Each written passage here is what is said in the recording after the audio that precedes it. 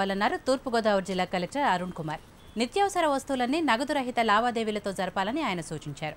కాకినాడలో Bhanugudi junction Vinayaka cafe, పెద్ద మసీద్ సెంటర్లోని వివిధ దుకాణాల్లో నగదు రహిత లావాదేవీలపై ఆయన అవగాహన కల్పించారు.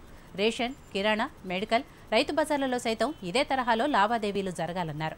జిల్లాలో పెన్షన్లందరికీ కూడా వారి పింఛన్లు అకౌంట్లలో జమ అయ్యాయని చెప్పారు. 4,71,000 మంది పెన్షనర్లు ఉండగా అందులో 95% మంది అకౌంట్లలో నగదు జమ అయినట్లు చెప్పారు.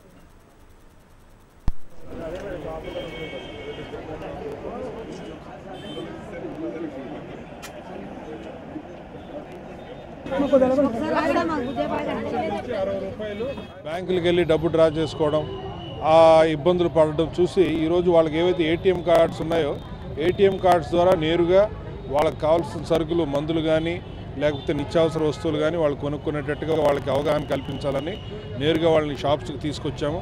వారికి కళ్ళకు కట్టినట్టుగా ఏ రకంగా సాఫీగా ట్రాన్సాక్షన్ లావాదేవీ నడుపుకోవచ్చు అని వాళ్ళకి చూపించడం ద్వారా ఈ రోజున చాలామంది కన్విన్స్ అయ్యారు. మొదట్లో చిన్న తొట్టుబాటు ఉన్నా సరే డెఫినెట్గా ఇందులో ఉన్నటువంటి కంఫర్ట్ స్లోగా అర్థం చేసుకుంటారు.